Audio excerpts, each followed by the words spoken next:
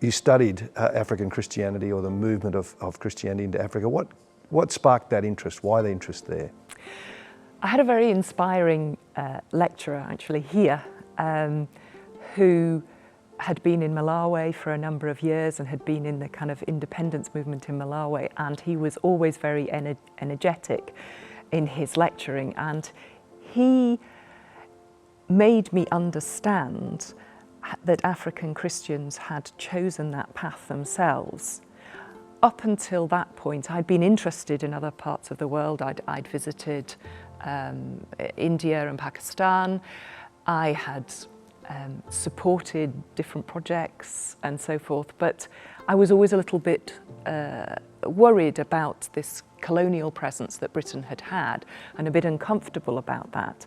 And actually learning more made me realise that although the colonial presence was an unfortunate one and in many ways a destructive one, the uptake of Christianity was not simply because of that colonial presence, that African people had made that decision for themselves. We recognise now that this sort of numerical demographic centre of Christianity has moved from the Northern Hemisphere to the South into places like Africa. Give us a picture of the size and scope of Christian faith in Africa, just the number of people and the place of influence in Africa. Yeah. There has been a really rapid growth in the Christian church. In 1910, for example, so 100 years ago, there were pockets of Christian communities around the coast. Some of those, like the community in Ethiopia, had been a Christian community since the very early point of Christianity, but most of those pockets were relatively new. 100 years later, most of Sub-Saharan Africa is Christian. There are very many different Christian churches, and Christianity has been part and parcel of public life. Christians run hospitals, they run schools, they're involved in politics. It's very important to every aspect of society. With the groups going into Africa, was it pretty much ad hoc? Was there a planned, you do this area, you do that area? How did these missionary groups, as we moved into the 19th century, how did they approach Africa from a missions point of view? Yeah. Those early mission societies did communicate with each other, but by and large there wasn't a plan, a strategy how we can do this. There was an appeal to supporters for resources. There was looking around to see, how they could actually get to which part of the African coast.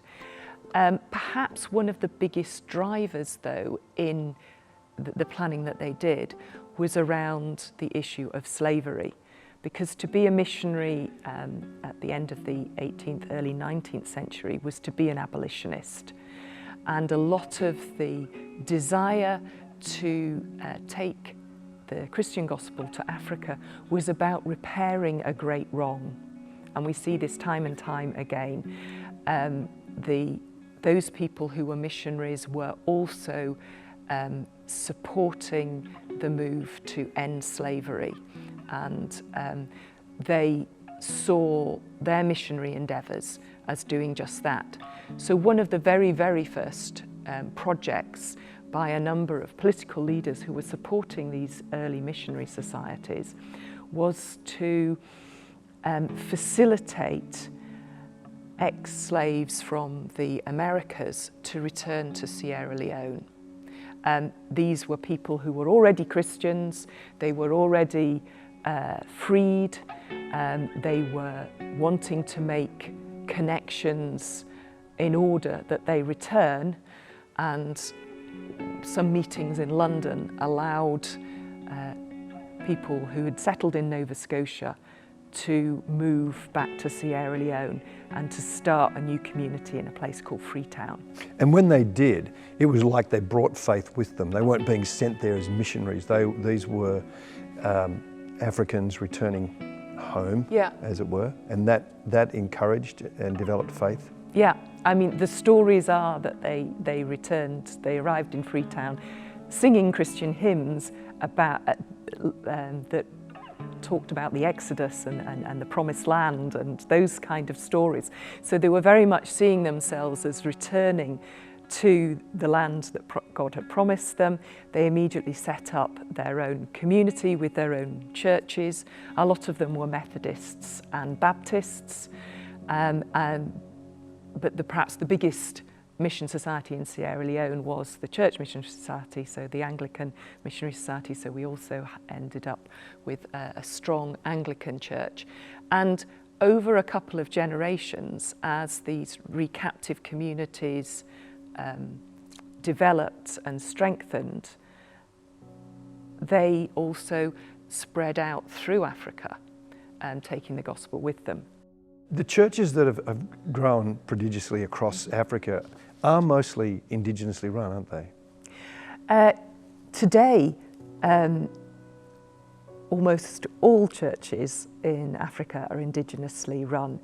We have a term, the African indigenous or initiated churches, for those churches who made an early move to do their own thing, if you like, and to think about how they could worship God, drawing on some of their previous traditions.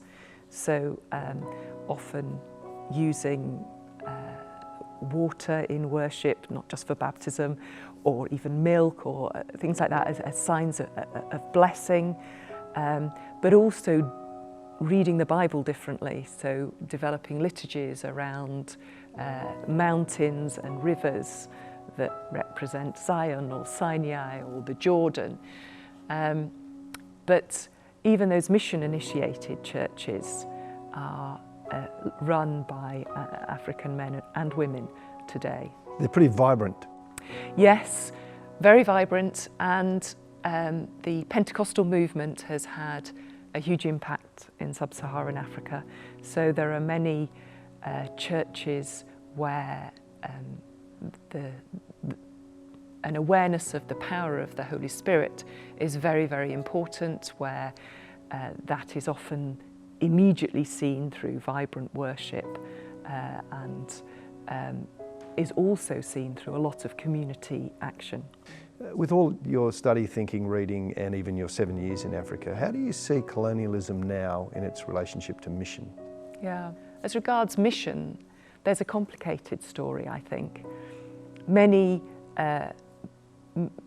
missionary endeavours started before the colonial era.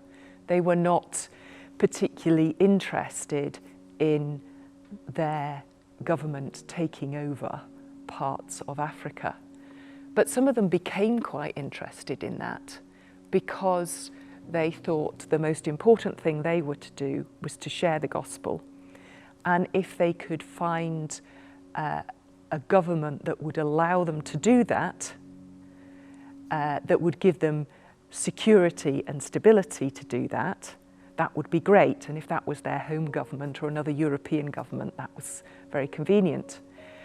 And to the extent that the protectorates of Uganda and Malawi, as it is now, came into being because missionary supporters in Scotland and England lobbied the British government for these protectorate status. So there we have a very clear connection between colonialism and missionary endeavour. In some ways there's no one colonialism. There's lots and lots of ways in which it played out. So you can't sort of say, well, the missionary movement into a place like Africa was just colonialism from wealthy, powerful Western nations. It's far too complicated to say that, historically speaking, and it kind of does an injustice, I think, to Christians in Africa, because it assumes that they haven't become Christians on their own terms.